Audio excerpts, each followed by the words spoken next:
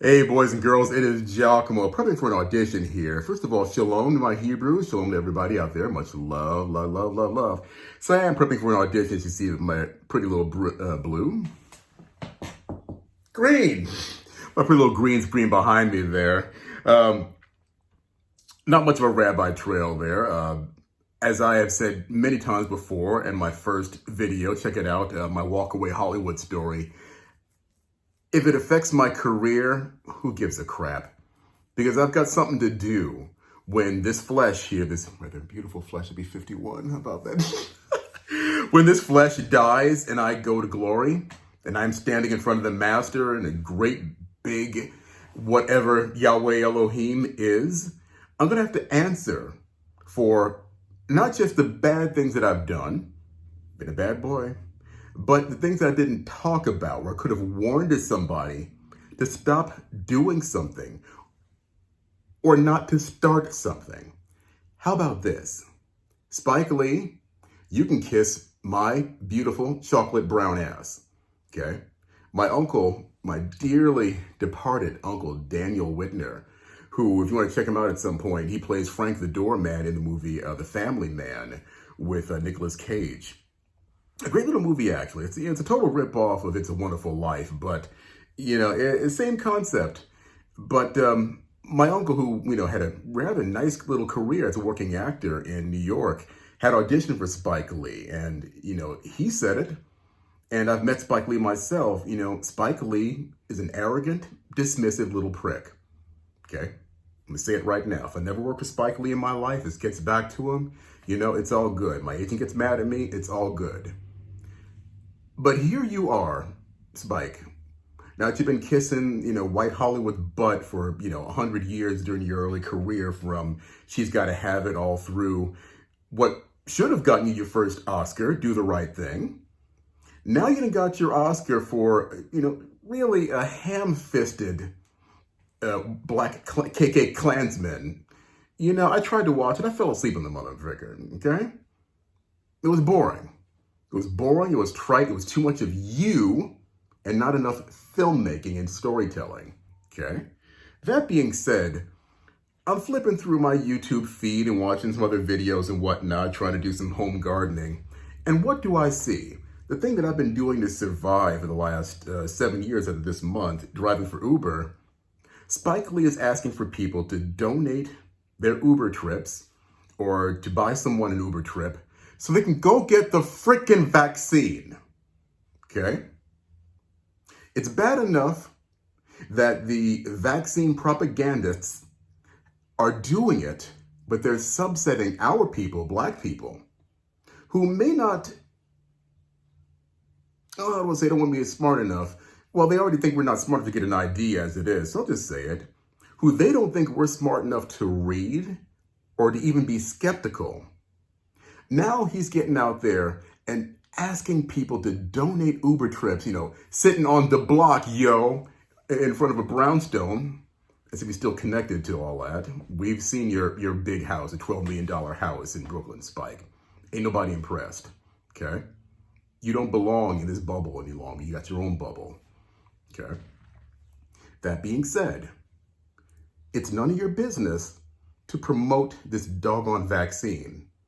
Some of us are like, hey, hold the phone, Batman. We don't know what's in that needle. Have you seen the, I almost wanted to call it an MSDS, Material Data Safety Sheet, from my old construction days. The sucker is as long as my forearm up to my shoulder, and it's written in the smallest possible print so that people who are not, and I was an English major at Seton Hall, I'm a strong reader, but I don't like to read anymore, sorry. People who are not really good readers, who may have failing eyesight as I do as well, are not going to sit there and read every little ingredient on that sheet, especially if it's this big a print. And what's probably going to happen, somebody who really wants to read it will lose interest right about here and say, you know what, just give me the shot, man. It's all right. Let's just stop telling me. I mean, y'all got, I forget it was Daryl McDaniels, I think, from Run DMC, doing a rap. Dude hasn't rapped in 20 years. Come on. You're telling us you want us to get this vaccine so badly when people, legitimately, black, white, Asian, whomever, have questions and they're skeptical about it. And it's not enough that the propagandists even had a concert to get the vaccine.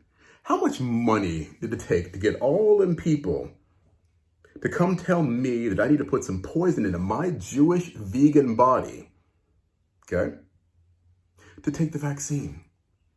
No, boys and girls, it ain't gonna happen. If somebody in a Jesus costume comes knocking on my door and he says, well, Giacomo, I love you very, very much, my child. You need to get the vaccine. I'm gonna look right in his eyes and say, bro, first of all, your name should be Yeshua. Second of all, you got long hair and blue eyes. Ain't gonna happen. Not to mention Yeshua was probably a vegan. I don't know, just me speculating. Are you sick of the propaganda yet? Are you sick of people telling you what to do with your health? Are you sick of the mask mandates? I've been sick of them for years. It seems like it's been 100 years in all honesty. I am a conservative for that reason alone, and I'm growing more and more conservative because in all honesty, I want you people in my government to leave me alone, except when my house is burning down or someone's knocking on my door with a rifle trying to get in, which is going to end really badly for them because I've got a rifle as well. And when it's legitimate tax time, or if my country's being attacked from our southern border, that's when I want to hear from you. Not what I should eat, not holidays that I should be worshiping, not when and where I get health insurance, and damn near, most definitely, not me getting this vaccine. And you can put anybody you want to. Oh, guess what, boys and girls? My mother, who is a nurse since I was 2, she ain't getting the vaccine. I'm not getting the vaccine. If you want it, by all means, get it. But there have been rumors floating about that not only does Uber require mask wearing for drivers, that they're about to start requiring vaccines for drivers. And let me tell you what, boys and girls, assuming that I haven't nailed a big role, or if you haven't watched my reality series and I don't get a deal for it, aweekwithmyfather.com, check it out. If I'm still driving Uber next year and they require me show my papers, show us your papers, Gunther. You don't have the papers, do you? Oh, you cannot not drive Uber then. What a shame, little rookie. Yeah, sorry for the jokes, but I'm gonna tell you this right now. If Uber or Lyft, drive for Lyft as well, start mandating vaccines for drivers, I'm going to sue. And now that I've adopted the Jewish religion and a lot of stereotypes, I'm gonna find a big, nasty, greasy Jewish lawyer from New York to represent me. And that's your ass, okay? If that happens to be you, let a brother know. Hit me up the description. I'd love to hire you anytime. But anyway, boys and girls, your liberty is still at stake. And it's not enough for them to tell you to do it and put little YouTube ads out and concerts. Now they got black people, an Oscar-winning black man, if you ask me, whatever, to tell you to get the vaccine. Use your mind. It is not too late. Say no. And I am Giacomo. Shalom.